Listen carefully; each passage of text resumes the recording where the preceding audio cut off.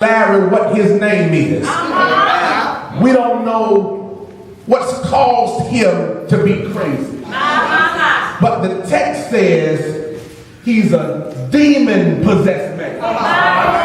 And shame on the 21st century church that when we encounter crazy people, we leave them in the very state that we find them in.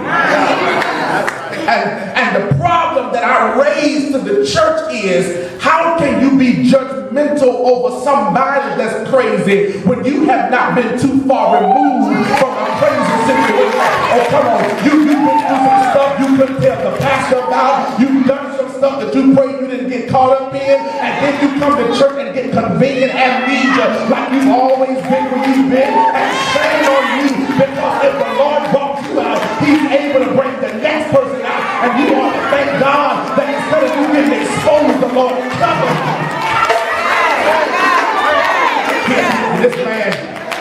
This man is wounded. The Bible says that he's spending his time cutting himself. Wounded, he's wounded. Could it be that he's become wounded because when he went to church, instead of people praying on him, they left him in the same condition? Could it be that he's wounded because of a bad marriage? Could it be that he's wounded because he's lost his source of income? Could it be that he's wounded because instead of the brothers of the church huddling around him, they left him to die? All I know is that this man is wounded. And don't be so judgmental of this man in this text, because the truth of the matter is we can take this man out and put our names there. Because somebody here tonight knows what it's like to be wounded. Wounded because you lost your job. Wounded when you don't know how you're going to pay your bills. Wounded because when you came to church, instead of people helping you, they hurt you. Wounded because instead of people praying for you, they talked about you. Wounded because he left you with the children, didn't know how you were going to make it. Wounded because of a bad relationship in your family. What do? When you become wounded, watch this, not in the world, but in church. What do you do when you come to the place of safety and instead of getting healed, you get cut even deeper? May I suggest to you, I said to my church last night that even in the United States Army, if a soldier is wounded on the front line of battle, the soldiers will huddle around that soldier and drag him back to safety. But not in the church. You can be wounded and people will step over you. You can be wounded and they will talk about you at the dinner table. But I'm so glad that your wound does not keep you from being a winner.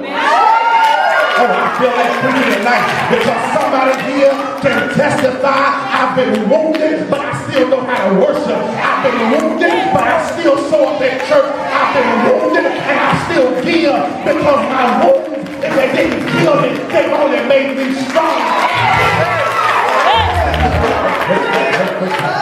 Y'all sit down, let me take my time. I got a long way to go. He's wounded. But not only is he wounded, Reverend, but his wounds cause him to wander. Right here in the text, not as smart as your pastor, I didn't make it up, it's right here in the text. He's spending his time in the graveyard. What kind of man wants to spend time in a graveyard?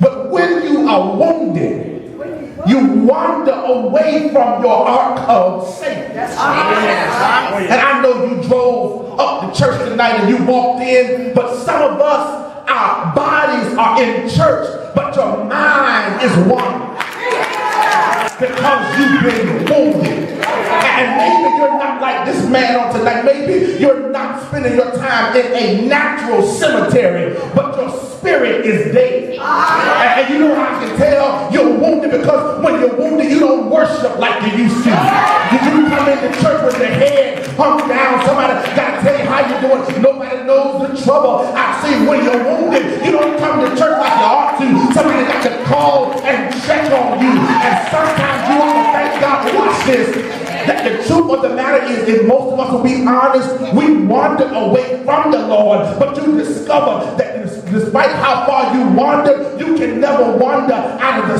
heart of God. All right, let me see if I can make it plain. You left the church saying you won't come to the church, and you tried to go to the club, and when you got to the club, you didn't look right holding the glass. When you tried to go to the club, you didn't know the latest dancing. You tried to cuss, you didn't sound right cussing, because despite how far you wander, you can never wander out of the ark. Come here, David. David said, if I take wings and fly to the uttermost part of the world, he's there. If I make my bed in hell, he's there. I think I need to tell you, you might wander away from the church, but you can never wander away from the love of Christ. Watch the text. Watch the text. He's wandering in the graveyard. And while he's wandering, Reverend, the text says he wanders into Jesus. Now I feel like preaching tonight. He is away from everybody else. They have put him, Reverend Speller, out of the city. Sister Pam, they have tried to chain him up.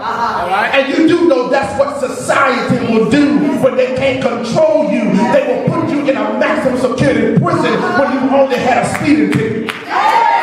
Let me talk to mass incarceration. That's why so many of our young African American boys are locked up. It's not because they can't contain them, but it's a sense of control. Watch the text. He tries to wander away from everybody else. And while he's wandering, the text says that Jesus is getting off the boat. And he's in the graveyard cutting himself. And he wanders into Jesus. Now, when I read this, kind of reminds me of some of us who try to act like you got saved on a Sunday morning. Like you woke up with your mind stayed on Jesus. The truth of the matter is, most of us, be honest, the only reason we ended up in church is because Big Mama died, because Cousin Pookie died, and you said to yourself, I don't want to end up like that. And so because you tried to run away from everything else, you ran to church because church was your only option. You tried to drink it out, and after the hangover, it was still there. You tried to smoke it out, and after it came down from your high, it was still there. You slept with Pookie, Ray, and John, and after all of that, it was still there, and you wandered into the church. God, I feel the Holy Ghost in here. But watch the text. He wanders into Jesus. But I gotta show you how awesome God is. He was possessed with a demonic spirit. That the spirit was designed to drive him off the cliff. But in between the cliff and the graveyard, he ran into Jesus. And somebody here tonight can testify that you were on your way off the cliff. You were about to be cuckoo for Cocoa Puffs, but in between the problem